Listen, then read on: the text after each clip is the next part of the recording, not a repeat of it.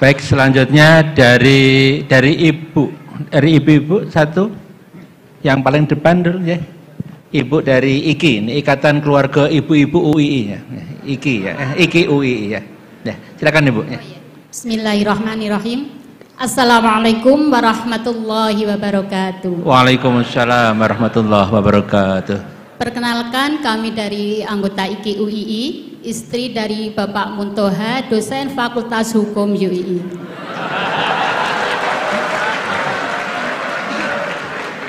Maaf, tadi diminta oleh mbaknya untuk memperkenalkan diri. Ya, monggo Bu Muntoha ya. Kepada yang terhormat Bapak Profesor Dr. M. Khurai Shihab dan Kiai Haji Ahmad Baharudin Nur Salim. Tadi sudah disampaikan banyak hal tentang tafsir, yang tadi menyinggung tentang pernikahan, kemudian tentang Anisa, tentang perempuan dan sebagainya. Kemudian saya ingat pada suatu saat saya berdebat dengan suami saya. Bagus ini. Betul ini.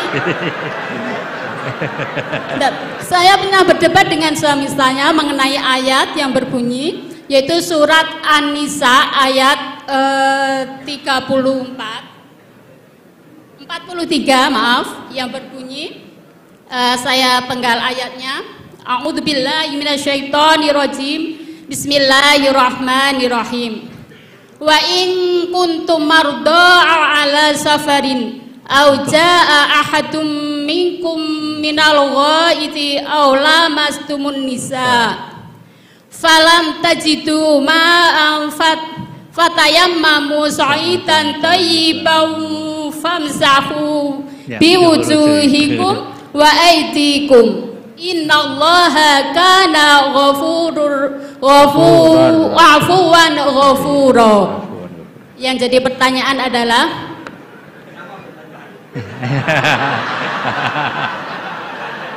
ya, sampai hampir bertengkar karena ayat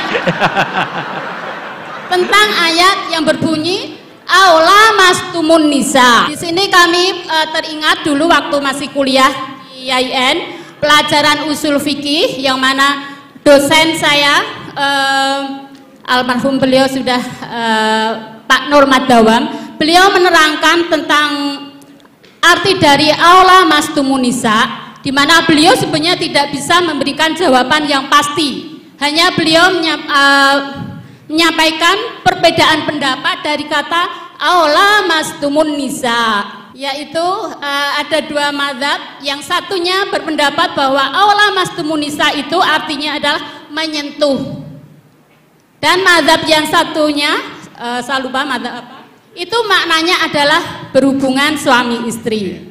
Nah, pada suatu saat saya berdebat dengan suami, yang mana untuk memastikan sebenarnya makna dari aula mastumun nisa itu apa.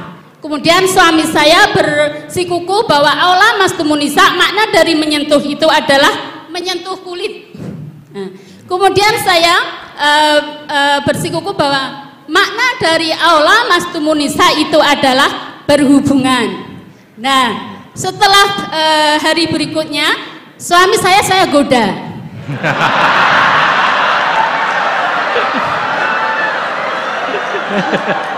Kontekstual ini.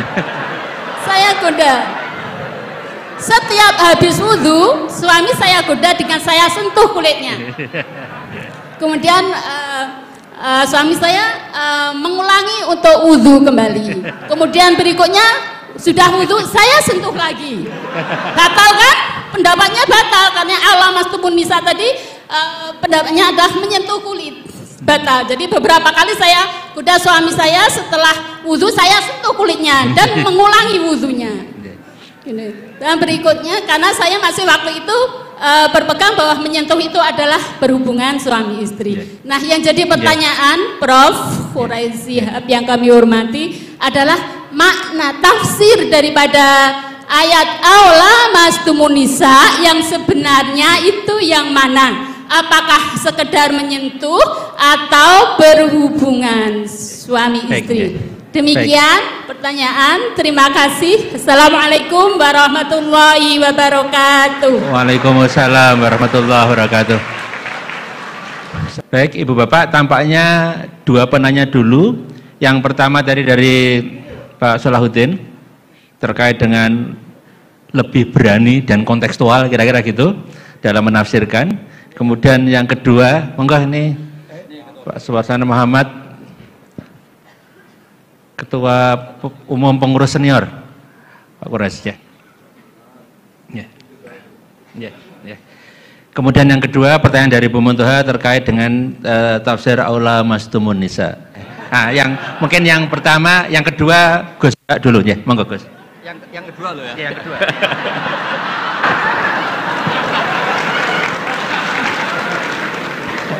Nggak dijawab juga ya, kenapa bertengkar? Terus pertanyaan kedua, kenapa hanya nyentuh saja tidak diteruskan?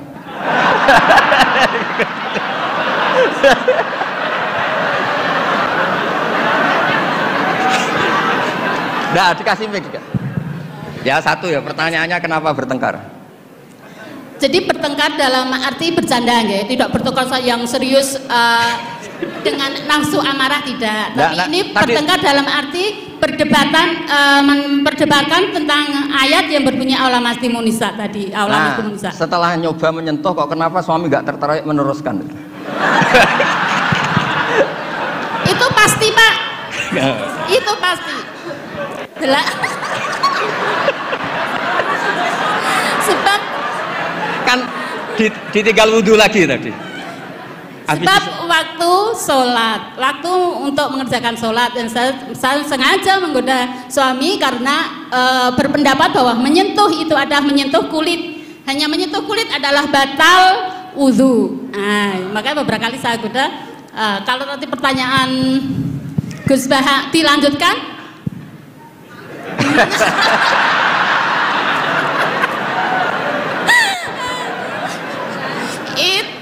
Menunggu waktu. Menunggu waktu. Enggak begini ya. Ini tadi saya minta Pak Warsono ikut berdiri, ini yang punya badan wakaf, yang ketua. Begini. Yang jelas jangan memicu kata Pak Rektor dulu MZU dan Newcastle United sama apa? Manchester United. Karena ini sudah jadi madhab identitas. Kalau yang seperti itu NU, seperti ini Muhammadiyah, kayak kunut lah. Kunut itu NU, tidak kunut itu Muhammadiyah. Berarti Imam Syafi'i itu NU, Abu Hanifah itu Muhammadiyah. Begini, kita kan nekuni itu ya, nekuni sekali. Saya bilang nekuni sekali bukan niat sombong, enggak, supaya Anda tahu Rektor milih saya jadi ahli tafsir itu tidak salah. Memang benar-benar saya tekuni. Profesor Zaini maksudnya, bukan dekat. Oh ya ya. Ya tadi karena saya sebenarnya sudah uzlah tadi, yang Pak Kores nggak pernah setuju. Begini ya, dalam kitab Ahkamul Quran yang ditulis Imam Baihaqi meriwayatkan makalah-makalah Imam Syafi'i, beliau jelas ngendikan lamisa dari mulamasah. Mulamasah itu nyentuh. Naha Rasulullah an bai'il mulamasah. Ini saya cerita Imam Syafi'i dulu, nggak cerita suami Anda, enggak cerita Pak Muntaha Anda. Naha Rasulullah an bai'il mulamasah. Nabi itu menyegah, melarang jual beli yang hanya unsur disentuh, kemudian itu pengganti kata luzum. Kalau sudah disentuh berarti oke. Sehingga beliau yakin seyakin-yakinnya kalau mulamasah terusan al-jassu bil yad, memang menyentuh. Nah, satu-satunya riwayat yang populer itu adalah Ibnu Abbas. Ibnu Abbas mengartikan awala mastumun nisa itu au jama'tumun nisa, memang sampai hubungan suami istri. Berarti Anda Ibnu Abbas, suami Anda Imam Syafi'i. Nah, Kiai Jawa itu paling pinter ngerekayasa hukum. Kiai NU itu kalau keseharian, kalau tersentuh istrinya memang wudhu. Kalau banget-banget diteruskan, cantik banget diteruskan. Saya ulang lagi ya, Kiai NU kalau disentuh istrinya wudhu, kalau cantik banget diteruskan. Nggak nyindir, ini cerita aja gitu. Pengalaman Gus Ba. Ya, alhamdulillah berarti cantik banget. Nah, tapi kan madhab Syafi'i itu ada problem, yaitu beliau meyakini dan hampir semua ulama meyakini kalau tawaf itu harus suci, dan kalau berdesaan di Ka'bah zahmah itu kan pasti kesentuh ya, perempuan. Nah, di bab ini KBIH memberi saran, sudahlah di bab ini intikal madhab, kamu kesentuh perempuan atau sebaliknya tidak batal. Tapi di kehidupan sehari-hari memang perasaannya orang-orang Syafi'i, sebenarnya itu orang Syafi'i bukan orang NU, tapi sudah diambil alih NU. Sampai ketahuan Pak Quraisy itu kalau di kampung-kampung, enggak Sayyidina NU, enggak Sayyidina ya Muhammadiyah. Kalau kunut, padahal kita yang nekuni madzhab tidak ada seperti itu. Ini Syafi'i, ini Maliki ini. Nah, tapi jangan juga nanti terus beralih, ini madzhabnya Pak Muntaha, ini madzhabnya istrinya. Wah, malah ada pendiri madzhab baru nanti dalam Islam. Ya, jadi konflik Anda, berdebat Anda baguslah. Jadi kesannya UI itu di rumah pun ilmiah gitu. Jangan sampai debat begini, itu gaji kamu di UI hanya sekian, tuntut Pak Warsono, jangan gitu. Itu kan tidak ilmiah. Alhamdulillah lah, itu bagus. Teruskan saja debatnya. Ya jelas ya, memang begitu riwayatnya begitu. Ya Anda nanti terserah. Kalau dalam ilmu tasawuf, madzhab itu gampang. Kamu yakin tidak ketemu Allah dengan pendapat itu? Madzhabun al-Qawwahabi, kalau dalam ulama, hadza madzhabi al-Qawwahabi. Ini pendapat saya yang sampai ketemu Allah itu saya siap. Makanya saya ini bukan sok-sokan ini mengatur di depan Pak Quraisy, saya tidak mungkin bohong. Saya itu jadi kiai besar itu susah dan sungkan. Karena terus dihormati, disubyo-subyo. Jangan-jangan ini bagian duniawi. Sehingga saya kalau di rumah, tanya istri saya, keluarga saya. Kalau di rumah itu saya sering jenguk kiai-kiai madi, ini kiai kampung. Ini sebagai kafaro saya, jangan-jangan saya kenal rektor UI itu bangga, kenal ketua badan wakaf bangga. Sehingga ini urusannya hanya bangga-bangganan, keren-kerenan. Sampai segitu tradisi di keluarga saya ini, karena ya memang itu tradisi. Dulu itu namanya Imam Syafi'i itu top terkenal, tapi punya mitra debat itu namanya Syaiban Ar-Ra'i. Itu pengembala kambing miskin. Suatu saat Imam Syafi'i jenguk ke Syaiban Ar-Ra'i ini, tanya, menurut kamu zakat itu wajib pada siapa? Kata Syaiban Ar-Ra'i, menurut kamu apa menurut saya? Ya menurut kamu, saya tanya kamu ya menurut kamu. Ala kulli ghaniyin wa faqirin. Zakat itu wajib bagi orang kaya dan orang fakir. Loh kenapa? Masa orang fakir sudah miskin wajib zakat? Memangnya orang fakir hartanya bersih semua? Enggak kan? Saya memberi contoh itu nyuwun sewu, tambahannya menyinggung. Di kampung saya itu kan kalau ada acara misalnya haul atau pengajian atau apa. Gak mungkin kan di UI tak contohkan acara apa gitu yang pakaiannya serono kan, gak mungkin misalnya acara-acara apa. Itu orang yang hanya beli rafia, ngerti itu sama rafia? Apa bahasa Indonesia rafia itu? Sudah pokoknya rafia. Itu lapangan tuh gak jelas milik siapa. Yang pertama masang rafia itu yang paling berhak menerima apa? Parkir. Dan akhirnya ya dapat uang. Coba itu atas nama fikih itu sah apa enggak? Itu kalau atas nama orang fikir, yang fikir enggak dia tok. Kalau atas nama tamaluk, apa dia memiliki itu, milik orang banyak. Itu banyak tukang parkir yang di kampung saya terus tanya, iya Gus bener jenengan, kita yang tukang parkir itu nanti trotoar juga gitu, hanya modal rafia terus dia berhak. Artinya apa? Rezeki orang miskin juga banyak yang masalah kalau nggak dizakati itu. Terus Imam Syafi'i tertawa-tawa. Ya tertawa-tawa artinya terjadi madzhab bersama. Negara hanya mewajibkan zakat sama orang kaya karena itu yang harus dituntut kalau udah zakat. Tapi orang miskin silahkan, yang merasa rezekinya juga macam-macam itu juga harus zakat, karena zakat itu filosofinya itu kan tathhirul mal, mensucikan harta. Dan kita tadi wong nggak ikut punya lapangan, nggak ikut punya trotoar, hanya modal rafia, terus kita yang berhak, orang lain tidak berhak, padahal orang lain ini bisa lebih miskin ketimbang kita. Nah itu pentingnya debat, itu lebih mutu timbang debatnya suami Anda dan Anda ini, Syaiban Ar-Ra'i. Tapi itu bagus, itu kasih bonus Pak Rektor, itu hebat itu. Di rumah masih debat fikih itu hebat itu. Dia nggak tenawar. Terima kasih. Terima kasih Gus. Monggo Ibu Bapak kita itibak dengan saran Gus Ba yang gampang-gampang saja. Monggo dibantu panitia. Monggo yang pertama, silakan. Assalamualaikum warahmatullahi wabarakatuh. Ya, Prof. Quraisy dan juga Gus Baha yang kami sangat muliakan, Pak Rektor dan juga seluruh Sifbinwika UII serta seluruh jamaah sekalian. Pertama saya mengucapkan terima kasih atas kesempatan yang diberikan dan juga apresiasi kepada UII atas inisiatif ngaji bareng yang luar biasa dengan tema meneladani khazanah tafsir Al-Quran di Indonesia. Jadi sebagaimana harapan kita semua, termasuk juga saya ingin seperti Gus Bah, jadi orang goblok Gus.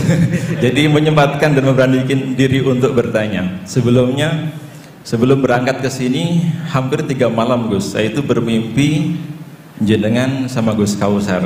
Ya nggak tahu apa isyaratnya. Mungkin kalau Prof Quraisy tadi itu dalam terminologi Abid Al-Jabiri seperti teori epistemologi burhani atau irfani, mungkin kok bisa ketemu dalam mimpi sampai 3 hari. Gus Baha, Gus Kausar, kemudian saya sowan duduk di bawah. Dan ternyata betul, tidur itu bisa mempertemukan kita. Kemudian yang kedua, harapan kita mudah-mudahan tidak hanya hari ini dan tidak hanya kajian seperti yang Masya Allah luar biasa, tapi lahir atau ada keberanian dari semua yang hari ini untuk menjadi penerus-penerus Mbah Nawawi, termasuk Syekh Khatib Al-Minangkabawi, Syekh Abdul Rauf Al-Singkli dan seterusnya, atau Syekh Soleh Darat dari Semarang, termasuk Gus Baha. Kita mendorong Gus Baha, mendorong ke depan Gus untuk bisa menulis kitab tafsir, karena selama ini kita hanya mendengar beliau dari YouTube, betul? Ya. Walaupun itu sudah memuaskan kita, tapi kita sangat berharap Gus Baha punya tulisan tafsir seperti yang diharapkan Prof Quraisy. Nah, satu pertanyaan sederhana sebetulnya. Mohon izin namanya, bisa menyebut nama? Ya. Nama saya Solihuddin. Solihuddin. Dari Bantul, santrinya Gus Baha.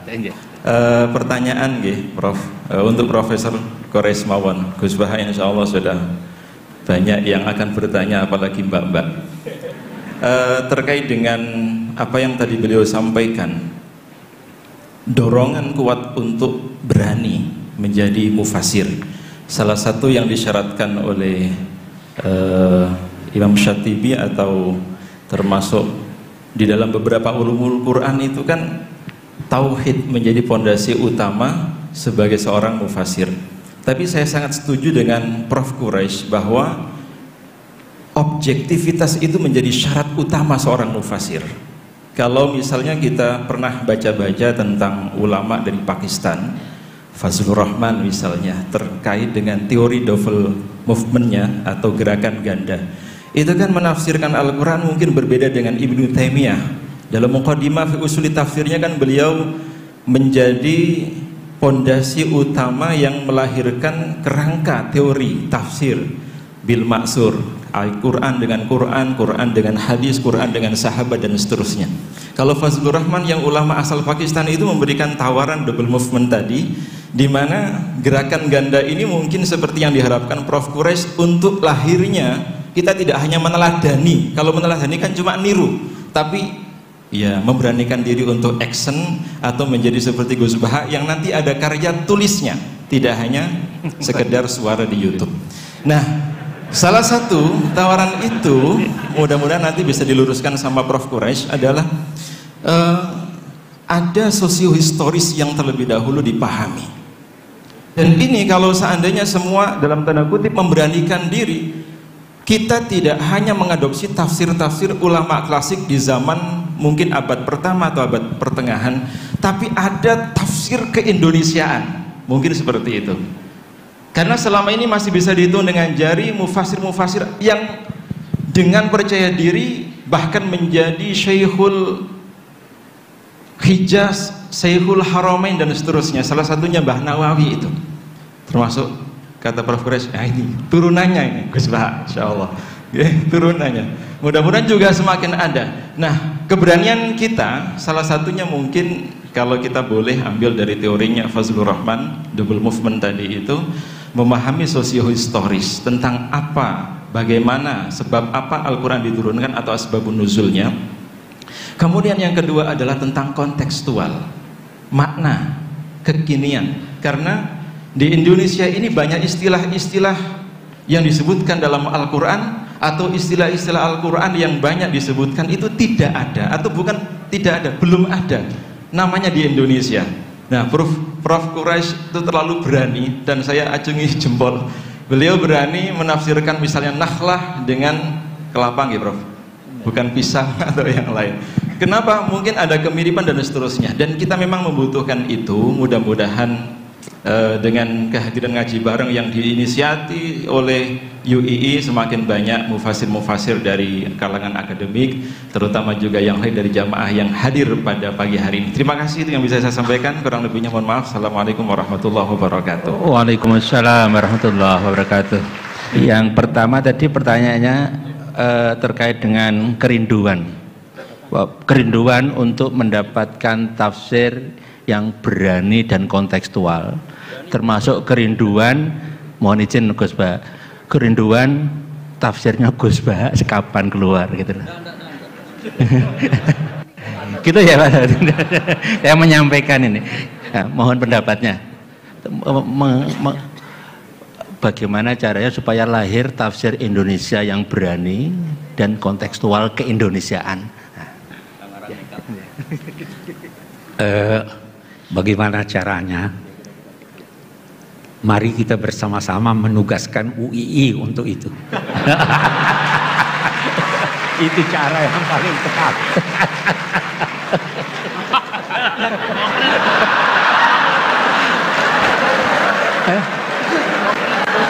Singkat padat ini. Alhamdulillah ada Gus Bah di sini. Monggo Gus Bah. UI dan Baitul Quran Jakarta, ya, insya Allah. Ya, ini pesan beliau yang kita ini saksinya semua, kita bareng-bareng ya, insya Allah. Pada saatnya mudah-mudahan bisa. Ya. Dan kita masih punya Gus Bah di sini, alhamdulillah ya. Oke teman-teman, jadi itu reaction ngaji kita bersama dengan Kiai Haji Bahuudin Nur Salim atau Gus Baha, di mana di situ Gus Baha menjelaskan mengenai apa yang menjadi pertanyaan dari seorang ibu-ibu ya, seorang perempuan dari UII, dari istri dari dosen yang bernama Pak Muntoha ya, jadi ini Bu Muntoha, mengenai perbedaan pendapat tentang arti atau penafsiran dari An-Nisa, Al-Quran surat An-Nisa yang tadi disebutkan, dan intinya adalah beliau menjawab mengenai hal itu. Perbedaan mazhab itu memang benar-benar biasa terjadi dan memang benar apa adanya, yang seperti yang dikatakan oleh dosen yang menjelaskan kepada Bu Muntoha itu. Yang jelas adalah bahwasanya perbedaan itu jangan jadikan seperti halnya pertentangan antara NU dengan MU gitu. Intinya perbedaan hal tersebut tidak boleh menjadi hal yang menjadikan pertengkaran gitu. Ya walaupun kalau tadi diterangkan oleh Bu Muntoha itu ya cuman pertengkaran kecil, bukan pertengkaran ya, perbedaan ya guyon-guyonnya orang suami istri lah seperti itu. Jadi nggak masalah dan malah diapresiasi oleh Gus Baha karena di rumah saja mereka masih bertengkarnya itu tentang perbedaan mazhab atau tentang fikih atau tentang istihad ya, bukan tentang intinya tentang ilmu lah ya, yang di perbedaan atau dijadikan perdebatan itu mengenai ilmu. Nah ini bagus karena itu membuktikan bahwasanya UI itu merupakan suatu kampus, suatu universitas yang benar-benar keilmuannya itu sampai dibawa di lingkup keluarga gitu kan, dan di keluarga perbedaan pendapat itu tetap ilmiah gitu katanya. Oke, kemudian untuk berkaitan dengan tafsir tadi disampaikan ataupun diminta bahwasanya Gus Baha ini memang benar-benar sebenarnya itu harusnya ya kalau bisa dan kalau mau itu ya harus bisa menerbitkan ataupun menafsirkan Quran gitu menurut pandangan dari Gus Baha, menurut keilmuan dari Gus Baha. Jadi nanti bisa kita lebih ke Indonesia gitu, lebih kontekstualnya itu lebih ke Indonesia untuk tafsir Al-Qur'annya. Dan itu tadi sempat disinggung ataupun disinggung oleh moderator ataupun yang dalam hal ini adalah rektor dari UII, dan tadi dijawab juga oleh Profesor Quraisy Shihab bahwasanya ya diserahkan kepada UII, dan untungnya UII kan lembaga tafsirnya diketuai ataupun ada Gus Baha lah istilahnya, ada Gus Baha ya tentu saja sangat diharapkan ada buku tafsir Al-Quran yang itu dikarang oleh Gus Baha. Semoga kedepannya Gus Baha berani dan mau, dan semoga dilancarkan untuk membuat ataupun ya menafsirkan Al-Quran dan dibukukan Oke, itu saja untuk pertanyaan kali ini ya teman-teman. Untuk pertanyaan untuk apa ya istilahnya ya, kajian kita kali ini semoga menjadikan kita sebagai penerima ilmu yang manfaat dunia akhirat. Semoga menjadi amal ibadah bagi Profesor Quraisy Shihab, bagi UII dan juga bagi Gus Baha. Semoga berkah dan berkahi untuk kita semua. Sekali lagi ini bukan rangkuman dalam artian kita ngapa-ngapain atau menambah-nambahi atau apa gitu ya. Kita tetap akan sesuai dengan konteks yang dibahas oleh Gus Baha. Semoga kita tetap terjaga kebenarannya. Dan kalau misalkan pun kok salah ataupun kurang tepat dalam hal bukan penyimpulan, dalam hal rangkuman ngaji ini, semoga teman-teman bisa membantu memperbaikinya ya dengan cara komentarkan di kolom komentar nggih. Itu saja nggih, terima kasih teman-teman sekali lagi. Semoga menjadi ilmu yang manfaat dunia akhirat, semoga berkah dan berkahi untuk kita semua. Terima kasih. Wassalamualaikum warahmatullahi wabarakatuh.